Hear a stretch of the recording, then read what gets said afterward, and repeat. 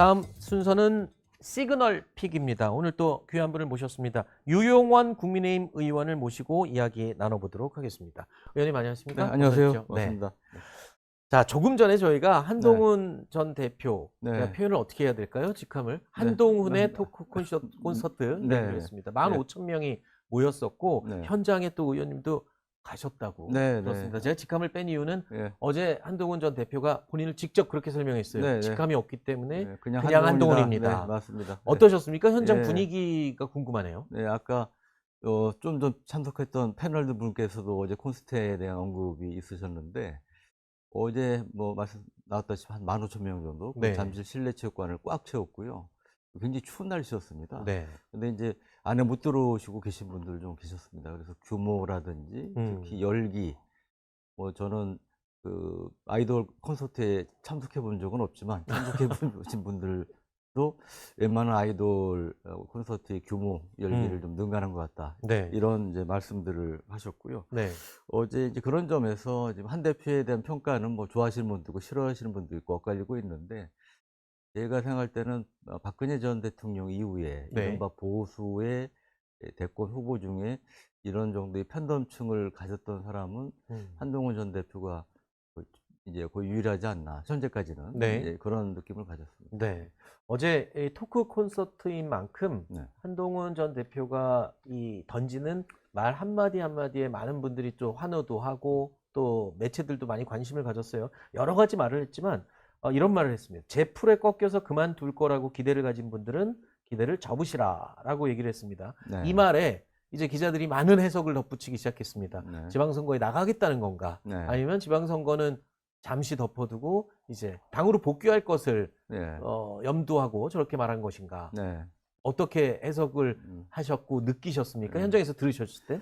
솔직히 저도 지금 궁금합니다. 네. 한 전 대표께서 어떤 선택을 하실지 궁금한데 적어도 제가 알고 있기로는 네. 아직까지 이제 고민 하고 계신 단계로 알고 있습니다. 그래서 아까 어떤 패널께서도 어제 그 자리에서 네. 확실한 그 정치 일정 네. 계획을 밝히셨어야 된다 이런 지적도 하셨지만 아시다시피 지금 지방선거가 4개월도 안 남았지만 한국에서 3개월여는 특히 정치에서는 결코 짧은 시간이 아니죠. 그렇죠. 그리고 또 많은 변수가 있지 않습니까? 네. 그래서 그런 변수들을 종합적으로 고려해서 아마 아까 말씀하신 뭐 지역구 출마라든지 이런 배구중구 문제라든지 이런 부분에 대해서 전반적으로 고민해서 결정하실 것으로 봅니다. 어제 네. 김옥균 프로젝트라는 것을 공개적으로 또 이렇게 새삼 다시 언급을 했어요. 네. 갑신정변을 일으켰던 김옥균이 3일 만에 이 내쳐진 그 네. 이야기를 예를 들면서 한마디로 친윤계에 의해서 네. 본인이 퇴출당한 것이다. 네. 그 프로젝트가 진행이 되고 있었고 이미 네. 그걸 마무리한 게 장동혁 대표다. 이런 식으로 얘기를 했거든요. 네. 이게 다른 자리도 아니고 15,000명의 지지자들이 모인 자리에서 했기 때문에 네. 그 파급력이 더 있을 거라고 생각이 들거든요. 네, 그렇습니다. 사실은 김옥균 프로젝트에 대한 얘기는 제가 사석에서는 네. 한전 대표께 그러니까요. 오래전부터 이제 여러 번 들었었는데 그런 많은 사람이 모인 자리에서 말씀하신 것은 거의 처음 아니었나 그러니까요. 싶은데 이제 그만큼 지금까지 벌어진 일들의 양상을 볼 때 네. 그런 의구심이 팩트였구나 이런 확신을 갖게 되신 것 같아요. 그래서 네. 이 진상은 나중에 이제 시간이 지나면 좀 더 확인이 되지 않을까 그런 생각이 듭니다. 뭐 대표적인 예가 네. 윤리위의 이제 징계 여부인 것 같아요. 뭐 한동훈 대표의 제명 징계 이후에도 네. 지금 배현진 의원, 정성국 의원에 대한 징계 네.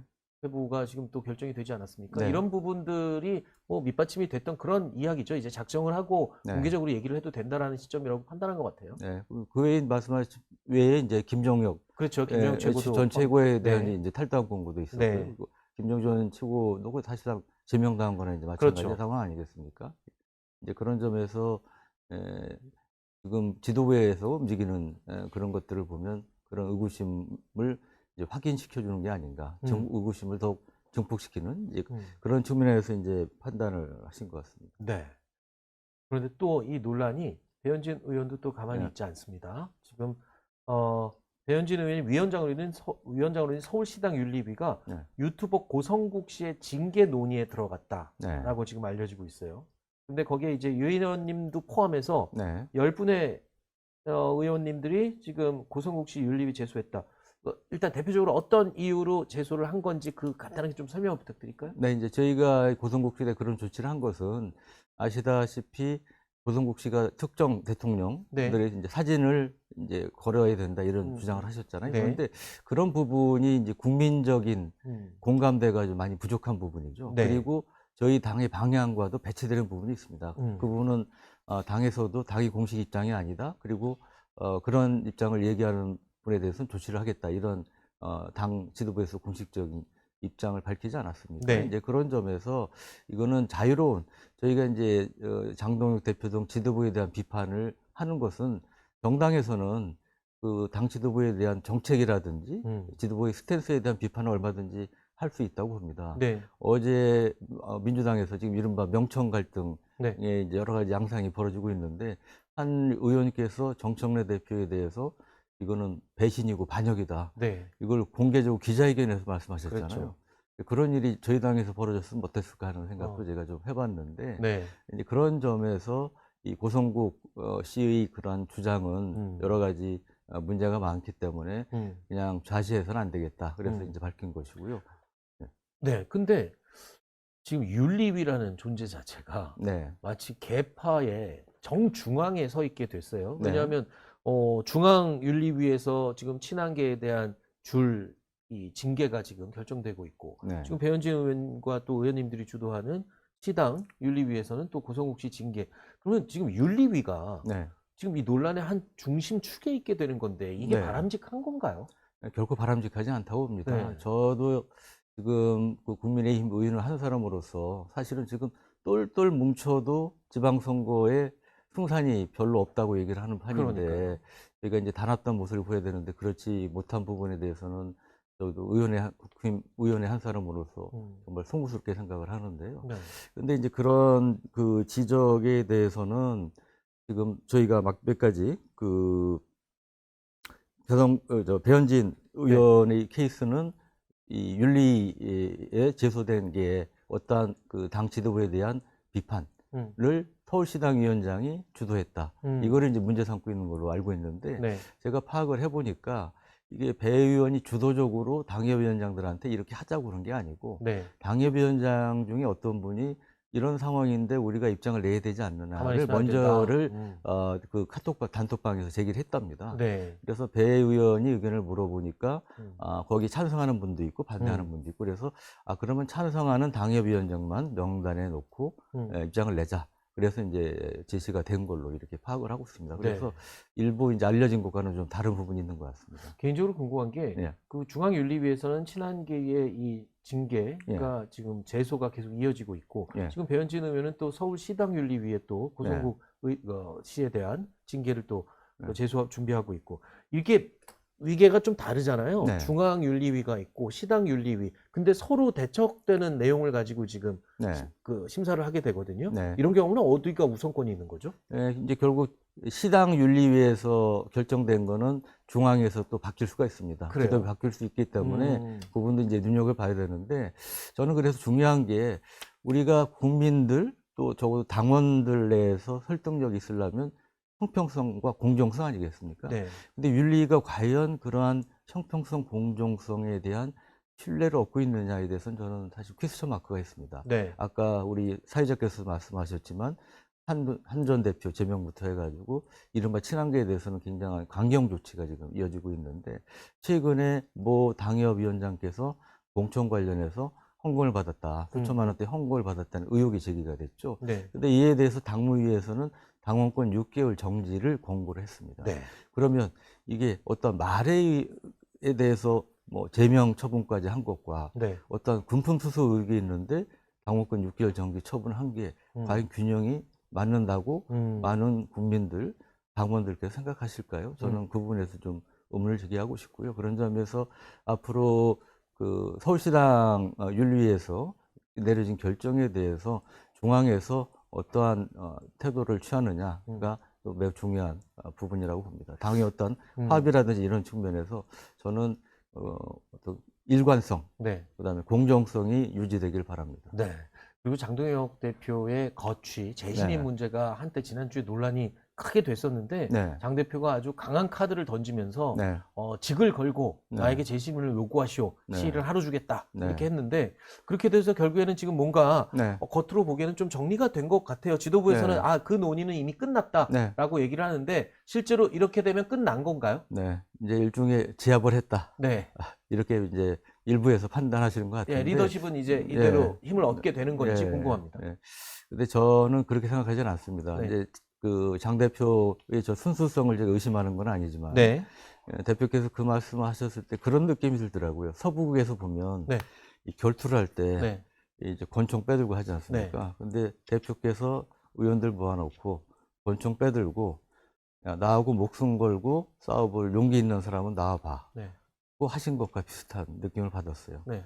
제가 소심해서 그런지 몰라도 좀 겁박하시는 듯한 네. 그런 느낌을 받았는데, 제가 이렇게 주위에 물어보니까 이제 그런 느낌을 가지신 분들이 적지 않더라고요. 네. 그리고 뭐 얼마 전에 권영진 의원님께서도 좀 비판적으로 매우 말씀하시고 그랬는데, 이제 그런 점에서 보면 일단 그 대표께서 그러신 거에 대해서는 정면으로 대응을 하지 않는 게 좋겠다. 뭐 이제 그런 생각을 가진 분도 적지 않은 것 같고요. 그래서 일종의 그것도 카리스마인가요?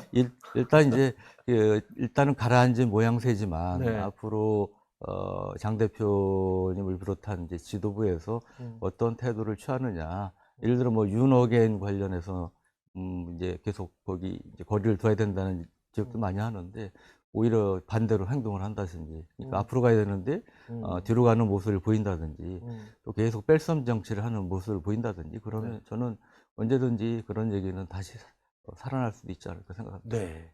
저기 제가 또 우리 네. 유 의원님 나오시면 이건 꼭 여쭤보고 싶었습니다. 뭐 워낙 뭐 군사 전문가시고 또 군사 외교 뭐 이쪽으로는 빠삭하시니까요. 제가 이런 뉴스가 좀 안타까운 뉴스가 들렸습니다. 우크라이나 전쟁에서 이 러시아에 체포된 이 북한군 포로, 네. 지금 러시아와 우크라이나가 포로 교환 명단을 교환했는데 거기에 이 북한 포로 명단이 지금 빠졌다라고 외신 네. 보도가 나오고 있어요. 이게 굉장히 그 포로들한테는 신변에 큰 위험이 되는 그런 상황이라면서요.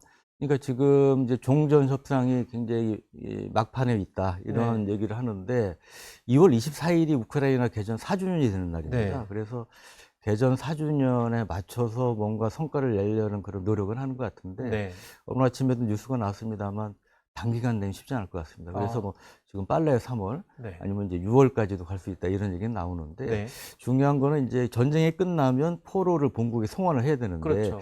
그러면 일단은 제네바 협약에 따르면 포로는 본국 송환이 원칙입니다. 그렇죠. 그러니까 이제 북한으로 송환될 가능성이 많은 건데, 다행인 것은 이제 포로 두 분 다 그 한국으로 오기를 원하고 있어요. 네. 그러면 이제 강제 송환 금지 원칙이라는 게 있습니다. 네. 이게 이제 사실은 아까 말씀드린 제네바 협약보다 더 위에 있는 국제법적 이제 관행이기 때문에, 그래서 이제 우크라이나 입장에서도 이제 그런 것들을 무시할 수 없다.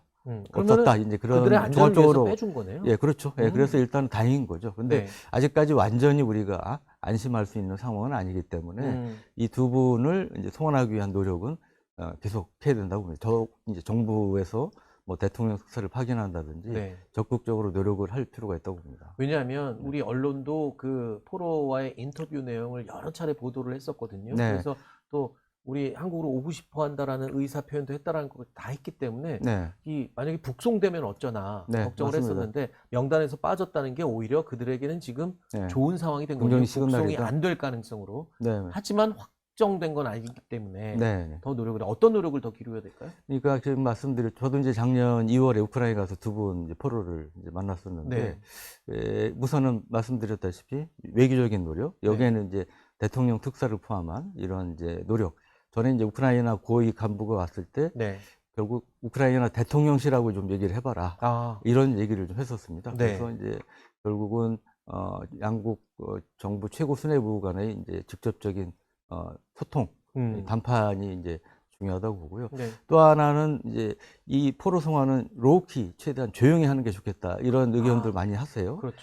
근데 이제 그것도 맞는 말씀인데, 아까 우크라이나가 일단은 포로 송환 명단에 이번에 뺐다고 그랬는데, 그거는 국내에서, 한국 내에서 이 포로를 북한에 보내면 안 된다. 이런 이제 여론이 있다는 것을 우크라이나도 의식을 했기 때문에 그런 겁니다. 그러니까 네. 그런 부분에 있어서 우리가 또 목소리를 낼 필요도 있죠. 근데 지금 탈북단체를 중심으로 해서 네. 포로 송환 TF가 구성이 돼 있는데 네. 이제 그런 점에서 그런 부분에 있어서도 노력을 계속해야 된다. 그리고 또 하나는 이제 국제 적십자사라든지 네. 유엔 인권기구라든지 음. 이런 국제기구도 이제 활용할 필요가 있습니다. 국회에서는 뭐 해야 될 만한 노력이 좀 국회에서 지금 저희 국힘의 이제 박충권 의원이 주도해서 네. 그 송환 촉구 결의안이 이제 발의가 된 상태고요. 저도 네. 최근에 세미나를 열어서 이제 그에 관련된 여러 가지 그 의견, 전문가들의 의견 들으면서 아까 말씀드린 옆에서 이제 지원 사격 차원에서 이제 그런 노력을 좀 하고 있습니다. 지금 명단에 북송으로 다시 교환 명단에 빠진 걸로 확인이 됐을 텐데 이 사실을 안 북한에서는 지금 굉장히 언짢아하겠네요. 그러면 북한 입장에서는 김정은 입장에서는 데리고 싶어 할 겁니다. 그렇겠죠. 왜냐하면 김정은이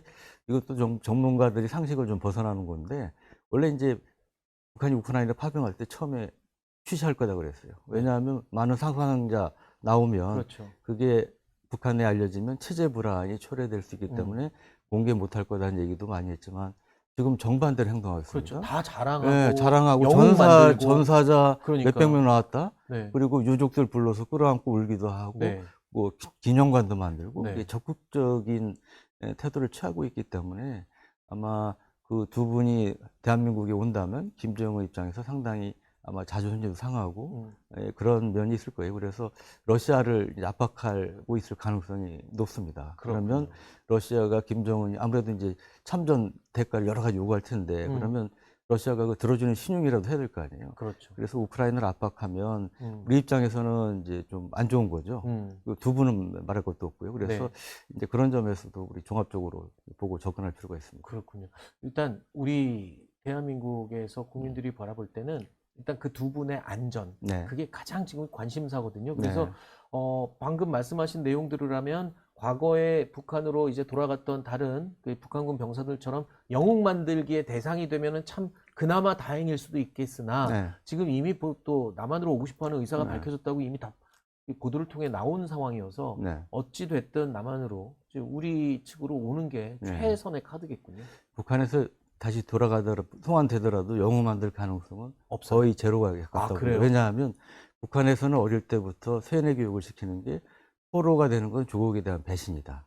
그렇게 교육을 합니다. 그러니까 이미 15,000명이 참전했는데 포로가 2명밖에 없다는 것도 세계 전사상 유례를 찾기 힘듭니다. 몇백 명은 나와야 정상이죠. 왜? 수류탄 등으로 자폭을 하기 때문에, 자살하기 때문에 이제 그런 거고요. 최근에 MBC에서 방영된 그 다큐 많은 분들이 보셨을 텐데 거기서 보면 북한군이 포로가 되기 직전에 엎드려 가지고 김정은 장군 만세하면서 수류탄 자폭하는 영상이 이번에 처음으로 공개가 됐습니다. 네. 네. 알겠습니다. 하여튼 뭐 의원님 통해서 국민의힘 내부 분위기, 또 어제 토크 콘서트 분위기, 그리고 또 북한군 포로 얘기까지 다양하게 좀 여쭤봤습니다. 긴 시간이 있으면 더 자세하게 여쭤봤을 텐데 네. 끝날 시간이 다 됐네요. 네. 의원님 오늘 나와주셔서 고맙습니다. 네, 감사합니다. 네.